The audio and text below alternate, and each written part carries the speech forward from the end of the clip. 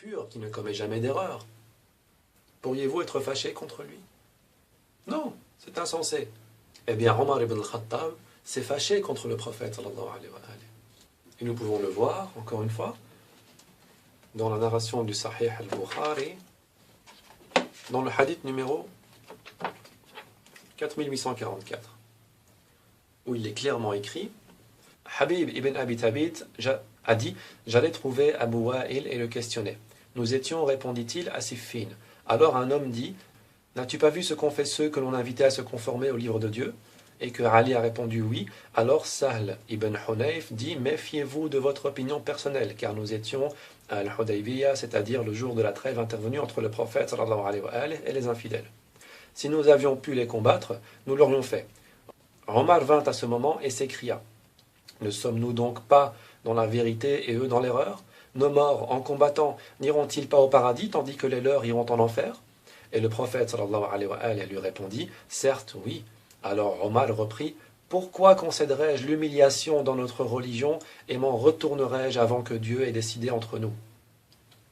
Ô fils d'Al-Khattab, répondit l'envoyé de Dieu, jamais Dieu ne me fera rien perdre. Omar devint furieux et ne pouvant se résigner, il se rendit chez Abu Bakr.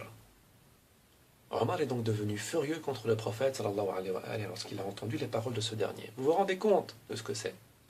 Ô Abu Bakr, lui dit-il, ne sommes-nous donc pas dans la vérité et eux dans l'erreur? Le prophète sallallahu alayhi wa sallam lui a déjà répondu à cette question. Il lui a déjà dit oui. Alors pourquoi aller répéter cette question à quelqu'un d'autre, à Abu Bakr qui n'est pas un prophète? Si le prophète sallallahu alayhi wa sallam t'a déjà répondu à cette question, tu dois prendre sa parole comme étant véridique. Tu n'as pas d'autre choix que de prendre sa parole comme étant véridique. Eh bien non, Omar ibn Khattab n'est pas satisfait de la réponse du prophète sallallahu alayhi wa sallam et va donc à la recherche d'une satisfaction en la posant à Abu Bakr. Ô fils d'Al-Khattab, répliqua Abu Bakr, il est l'envoyé de Dieu sallallahu alayhi wa sallam. Jamais Dieu ne lui fera rien perdre. C'est alors que fut révélée la sourate de la victoire. On voit là beaucoup de confusion. On voit là beaucoup de, j'ai envie de dire, de doute dans le caractère de Omar ibn Khattab par rapport au prophète sallallahu alayhi wa sallam. Et non, Omar ibn Khattab n'est vraiment pas celui qu'on croit, n'est vraiment pas le personnage qu'on voit à travers la série Omar qui est sortie récemment et qui fait un carton à travers le monde. Évidemment, dans cette série, on ne va pas vous parler de ces petits différends qu'il a eu avec le prophète sallallahu alayhi wa sallam. Non, absolument pas. Il faut vraiment garder absolument cette image parfaite du plus pieux des compagnons qui puisse exister dans l'histoire de l'islam. Mais il n'en est rien, mes amis. Il n'en est absolument rien. Et vous le pouvez le voir à travers des récits authentiques, des récits qu'on nous cache depuis notre plus tendre enfance. Personne ne va vous en parler. Personne. Ni même à l'école, ni vos parents, ni la télévision, personne, rien. Vous devez faire vos recherches par vous-même pour trouver les atrocités que cet homme a commis. Revenons à la calamité du jeudi. Pour défendre tant bien que mal ce personnage, certains diront que le prophète sallallahu alayhi wa sallam est à ce moment-là sur son lit de mort en disant « apportez-moi de quoi écrire », voulait juste tester les compagnons, voir si ils étaient encore croyants ou pas, ou je sais pas. Enfin, soit la théorie, en tout cas moi la remarque qu'on m'a fait, c'est le prophète voulait juste tester les compagnons. Cette thèse entre encore une fois en contradiction avec toute logique. Pourquoi? Premièrement, parce que l'intention du prophète sallallahu alayhi wa sallam est bien élaborée, elle a bien été dictée. Pourquoi veut-il qu'on écrive quelque chose? Pour nous empêcher dorénavant de tomber dans l'erreur. Son intention est donc bien claire. Son intention n'est pas de tester les compagnons, son intention est bien de nous écrire quelque chose qui nous empêchera de sombrer dans l'erreur, qui nous guidera jusqu'à la fin des temps. Deuxièmement, le prophète sallallahu alayhi wa sallam était au bord de la mort à ce moment-là. Il était près de son dernier souffle. Ce n'est donc clairement pas un moment pour commencer à tester les compagnons. C'est plutôt un moment durant lequel il devrait se recueillir, demander pardon, faire part de ses recommandations, faire part de ses mises en garde, etc. Alors, troisièmement, et si malgré tout, il testait ses compagnons? Donc, prenez tout ce que je viens de dire, mettez-le à la poubelle, et imaginons que c'est quand même un test. Alors ce test, mes amis, est totalement échoué. Tous ceux qui étaient présents dans la pièce ont échoué ce test. C'est un échec total. Pourquoi? Parce que le prophète sallallahu alayhi wa alayhi leur a dit à la fin, partez, laissez-moi. Ça démontre clairement qu'ils n'étaient pas du tout satisfaits de leur comportement. Si les personnes présentes avaient été des personnes justes, au moment de ce test, le prophète sallallahu alayhi wa sallam aurait pris le temps de leur expliquer, aurait pris le temps de donner son point de vue par rapport à ça. Voilà, je vous ai fait un test, vous vous êtes trompé, dorénavant réagissez plutôt comme ça. Ou alors, voilà, je vous ai fait un test, vous l'avez réussi, c'est très bien, continuez comme ça. Là, non. Là, c'est l'échec total, c'est carrément sortez d'ici, je ne veux plus vous entendre. Il aurait donc mieux fallu que ce ne soit pas un test. Deuxième hypothèse dont on m'a fait part, Omar a plutôt été guidé dans son geste et il a empêché le prophète sallallahu alayhi wa alayhi de souffrir davantage. Il ne voulait pas que le prophète s'agite, commence à écrire et à donner de sa force, etc., alors qu'il était malade. Donc il a préféré le laisser se reposer. Premièrement, réfutation, contre-argument de cette thèse, si on estime qu'Omar a agi de cette manière, cela veut dire qu'Omar avait raison d'interdire à ce qu'on lui apporte de quoi écrire et que le prophète sallallahu alayhi wa alayhi avait tort de le demander. Et donc, qu'Omar avait une inspiration divine qui était meilleure que celle du prophète sallallahu alayhi wa alayhi. Ah oui, si cette thèse dit que Omar n'a pas voulu que le prophète souffre davantage, ça veut dire qu'il a eu raison d'interdire à ce qu'on lui apporte de quoi écrire. C'est pour le bien du prophète. Et donc, si le prophète l'a demandé, ça veut dire qu'il a eu tort de le demander, puisqu'on ne peut pas avoir raison des deux côtés. Il y a le haqq ou le batil. Il y a la raison et le faux. Il y a le vrai, la vérité et le faux. On dit aussi qu'en écrivant, il aurait pu souffrir davantage. Et que donc, Omar, dans un élan de bonté, lui a refusé cela. Il n'aurait pas souffert davantage. Au contraire, il se serait trouvé dans un état d'esprit plus tranquille, plus rassuré, il serait convaincu. Pourquoi? Parce qu'il aurait su que ses disciples n'allaient plus jamais s'égarer. N'oubliez pas que le but de son injonction était le suivant, ne jamais égarer les fidèles. Il serait parti tranquille. Il n'y a pas d'autre solution. Il fallait obéir au prophète sallallahu alayhi wa alayhi à ce moment-là. Il ne fallait pas discuter de son ordre. Puisqu'il s'agissait de la volonté du prophète sallallahu alayhi wa alayhi d'être en possession d'un support pour écrire, personne n'avait le droit de désobéir au messager sallallahu alayhi wa alayhi. وما كان لمؤمن ولا مؤمنة إذا قضى الله ورسوله أمرا أن يكون لهم الخيرة من أمرهم ومن يعص الله ورسوله فقد ضل ضلالا مبينا. Troisièmement, si on dit que Omar a voulu faire ça pour alléger la peine du prophète, pour alléger sa douleur, alors croyez-moi que son acte a engendré le contraire. Le prophète sallallahu alayhi wa alayhi a souffert davantage à cause de la déclaration de Omar ibn Khattab. Pourquoi? Car le vacarme présent dans cette pièce suite au refus d'Omar a été beaucoup plus insupportable pour le prophète au point de leur demander de tous s'en aller. Vous imaginez? Vous êtes malade sur votre lit. Il y a des gens autour de vous qui parlent et ça crie. Et vous êtes malade. Vous ne pouvez plus supporter ce bruit-là. Vous épuisez votre dernière force dans une phrase sèche, brève et précise, partez. Ou encore, laissez-moi. Ce vacarme donc engendré par le refus de Omar ibn Khattab a causé au prophète sallallahu alayhi wa alayhi beaucoup plus de peine que si on lui avait laissé écrire le document qui lui allait lui apporter tranquillité et satisfaction.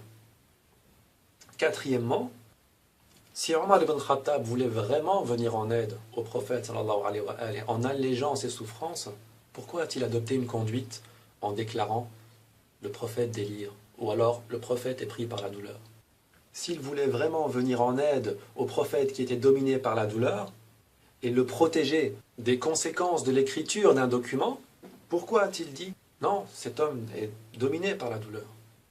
Comment est-ce qu'on peut croire que le fait de donner au messager d'Allah sallallahu alayhi wa alayhi de quoi écrire est supérieur, a plus d'importance que d'obéir à l'ordre du prophète sallallahu alayhi wa alayhi?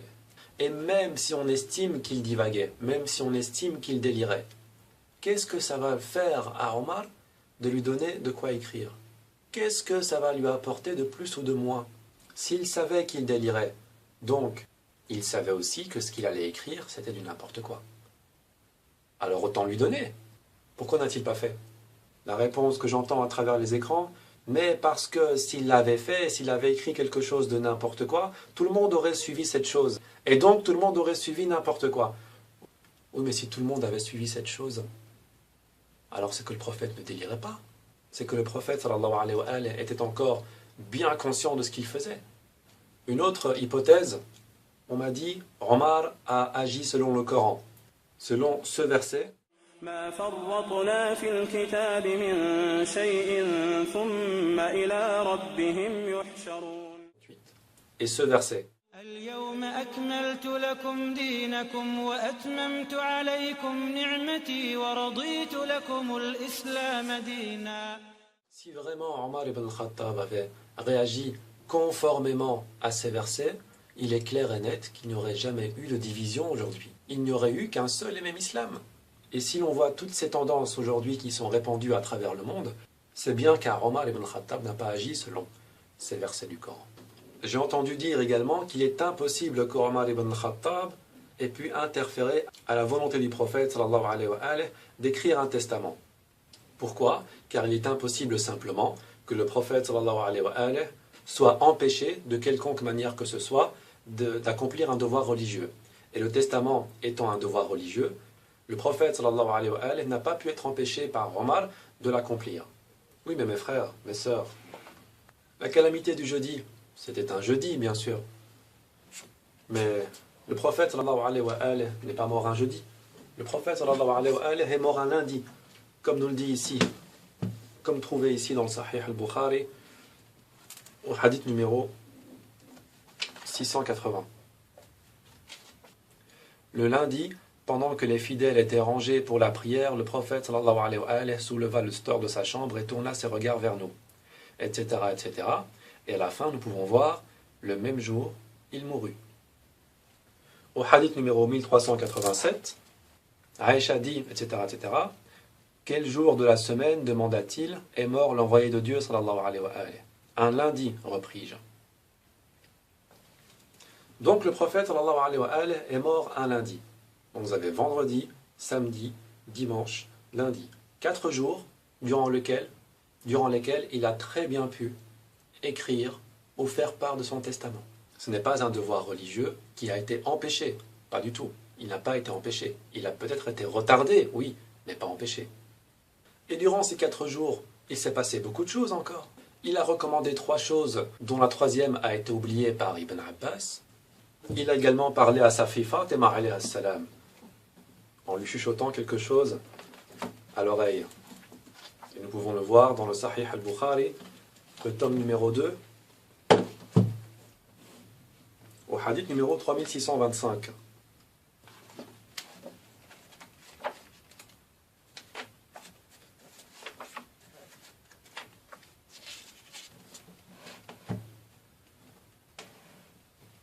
Aïcha a dit, au cours de la maladie à laquelle il succomba, le prophète sallallahu alayhi wa sallam fit appeler sa fille Fatima et lui parla en secret. Fatima pleura, une autre fois il la demanda et lui parla encore en secret. Et elle se mit à rire.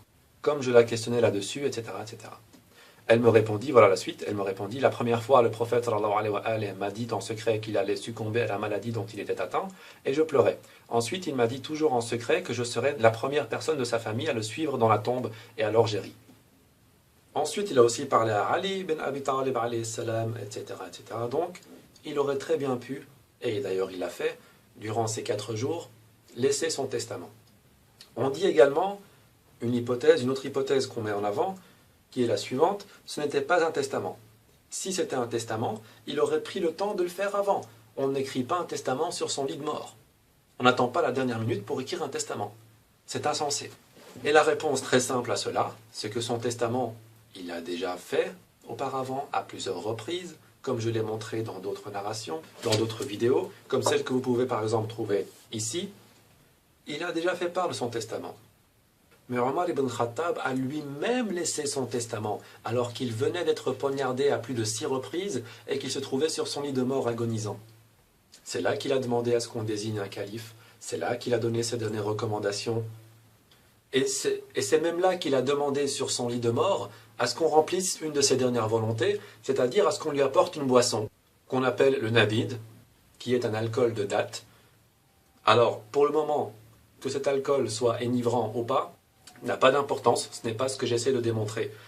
Ce qui est important, ici, c'est de voir que Omar ibn Khattab, malgré le fait qu'il ait été poignardé à plusieurs reprises, était encore conscient. Voyons voir la narration du Sahih al-Bukhari, au hadith numéro 3700. Donc après l'attentat meurtrier à l'encontre de Omar ibn Khattab, voilà ce qui arrive. Omar fut ensuite transporté dans sa maison où nous l'accompagnâmes. Il semblait aux fidèles que jamais avant ce jour-là, un malheur ne les avait frappés. « Ce ne sera rien, disait l'un. « Je crains pour ces jours, disait un autre. » On apporta du nabid, donc du jus de date entre parenthèses. Il en but, mais le liquide ressortit par le ventre. On apporta ensuite du lait, il le but, et le lait s'écoula par la plaie. On reconnut alors qu'il était perdu. Nous pénétrâmes ensuite auprès de lui, et la foule vint faire son éloge. Donc, visiblement, Omar ibn Khattab est ici mourant. Et lui, par contre, parce qu'il est probablement plus intelligent que le prophète, sallallahu alayhi wa sallam, laisse un testament sur son lit de mort. Comme on le voit ici, s'adressant ensuite à son fils, « Oh Abdullah ibn Omar, fais le compte de mes dettes. » On dressa ce compte et on trouva qu'il s'élevait à 86 000 ou quelque chose d'approchant. Si, ajouta-t-il, la fortune de la famille de Omar suffit, emploie-le à éteindre ses dettes. Sinon, demande au Banu Adi ibn Ka'b, si leur fortune ne suffit pas, demande au Quraysh. Ne t'adresse pas à d'autres qu'à eux. Rembourse pour moi avec cet argent. En outre, va trouver Aïcha et dis-lui, Omar t'adresse le salut. Ne dis pas le prince des croyants, car je ne suis plus en ce jour un prince pour les croyants. Ajoute ensuite, Omar ibn Khattab demande l'autorisation d'être enterré avec ses deux compagnons. Donc là, il est clairement en train de laisser son testament alors qu'il est à deux doigts de mourir. Donc, avancer comme prétexte que le prophète sallallahu alayhi wa sallam n'a pas pu faire son testament, car on ne fait pas un testament en étant sur son lit de mort, serait affirmer que Omar ibn Khattab est plus prévoyant, est plus intelligent, et connaît mieux la parole d'Allah azza wa jal que le prophète sallallahu alayhi wa sallam.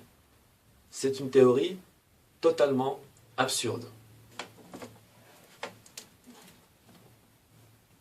En vous parlant comme ça, il y a une autre idée qui me vient à l'esprit. Quand Omar a dit que le prophète sallallahu alayhi wa sallam délirait ou qu'il était pris par la douleur, pourquoi n'a-t-il pas fait la même remarque à Abu Bakr, qui était sur son lit de mort aussi, et qui a désigné Omar comme étant le calife suivant? Lorsque Abu Bakr a désigné Omar comme calife suivant, Omar ne lui a pas dit qu'il délirait. Pour Omar, c'était une parole sensée. Oui, me désigner en tant que calife, c'est sensé. Même si tu es sur ton lit de mort, même si tu es en train d'agoniser.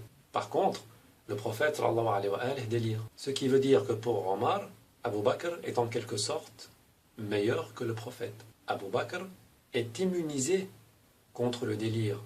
Le mal ne peut pas l'atteindre, même s'il est sur son lit de mort. Et le prophète sallallahu alayhi wa sallam, non. Lui, il peut. Il est vulnérable. La hawla wa la quwwata illa billah. Pour conclure, considérer Omar ibn Khattab comme étant le meilleur des compagnons, ou un des meilleurs compagnons, est de la folie pure. C'est un compagnon qui s'est retourné à plusieurs reprises contre le prophète sallallahu alayhi wa sallam. C'est un compagnon qui ne connaissait quasi rien du Coran. C'est un compagnon qui, malgré les injonctions coraniques, se retournait contre le Coran. C'est quelqu'un donc que le Coran définit comme étant un mécréant. Ce n'est pas moi qui le définis. C'est la conclusion qu'on peut en tirer suite au fait qu'il renie les versets coraniques. C'est un compagnon qui a innové à plusieurs reprises après la mort du prophète sallallahu alayhi wa sallam. Et quand je dis innovation, il ne s'agit pas de petites innovations. La prière de Tarawih, innovation. As-salat khayran min an-nawm dans le adhan, innovation. Ne pas dire hayya ala khayril amal dans le adhan, innovation. Prier sur des tapis, innovation. Etc., etc. Ce sont des sujets que j'aborderai évidemment dans d'autres vidéos, incha'Allah. La grande question qui se pose, pourquoi cette sacralisation tourne autour de Omar ibn Khattab? Alors c'est très bien de montrer tout ce qu'il a fait de bien dans sa vie, mais il faut aussi montrer tout ce qu'il a fait de mal dans sa vie pour que nous soyons équitables, pour que nous soyons objectifs dans notre analyse. Il n'est pas correct de se pencher uniquement sur un trait de personnalité et de totalement fermer les yeux sur l'autre. Ce n'est pas objectif. C'est aller dans un seul sens, dans le sens qu'on nous impose et qu'on nous a toujours imposé. Pourquoi même, et je vais aller très loin, et vous me pardonnerez, mais je suis désolé, je me base uniquement sur les preuves que je viens d'avancer, pourquoi même le considérer comme un croyant? Je ne dis pas que je le considère comme un mécréant, ce n'est pas ce que je dis. Non, c'est la conclusion de l'analyse à laquelle je me suis donné. Si vous vous dites qu'il est croyant, apportez-moi les preuves qu'il l'est. J'ai assez de preuves de mon côté pour démontrer qu'il ne l'est pas. Si maintenant vous rejetez mes preuves, alors autant rejeter le Sahih al-Bukhari, autant rejeter le Sahih Muslim, autant même rejeter le Coran si vous voulez. Si vous préférez faire passer le prestige et l'importance que vous accordez à Omar avant l'importance que vous accordez au prophète, alors rejetez tout. Tout ce que vous voyez ici devant vous, tous les livres que je vous ai montrés, n'y prêtez même plus attention. Changez de religion. N'oubliez pas, mes frères, mes sœurs, que j'ai dit au début de la vidéo que toutes les critiques qui n'étaient pas fondées étaient considérées comme un péché en islam. C'est bien un péché. Ce n'est pas équivalent à infidélité. Donc si je suis en train d'avancer des choses qui n'ont pas été clairement évoquées dans les récits, et que je les invente par moi-même, alors oui, j'ai péché et je me repentirai auprès de Dieu. Mais par contre, si j'avance des choses, qu'elles soient bonnes ou mauvaises, sur ce personnage, et que ces choses sont appuyées par les textes que j'ai devant moi, alors je ne critique pas. Je ne fais que répéter ce que les plus grands savants ont déjà dit. Et si eux se trompent, ce sont eux les responsables. Mais, comme vous le voyez, ce sont des ouvrages tels que Sahih al-Bukhari, etc. Et ce sont bien des ouvrages, contrairement à ce que certains croient, qui ont été édités à Paris, ou encore pour le Sahih Muslim, qui a été édité pour lui à Bruxelles. Vous le voyez ici, Bruxelles, édition Al-Hadith, Bruxelles. Ce ne sont pas des livres que je me procure de je ne sais quel pays et qui sont trafiqués. Non, tout est là, tout est écrit, tout est clair. La question donc à se poser, la question finale à se poser, et les réponses seront démontrées dans une future vidéo, Inch'Allah. Omar ibn Khattab, après tout ce qu'il a pu faire dans sa vie, aussi bien le bon côté que le mauvais côté, pouvait-il être considéré comme un croyant? Merci d'avoir suivi. Assalamu alaikum wa rahmatullahi wa barakatuh. Wassalatu wassalam ala nabi wa ala ali baytiha at-tayyibin at-tahirin. Allahumma salli ala Muhammad wa ali Muhammad.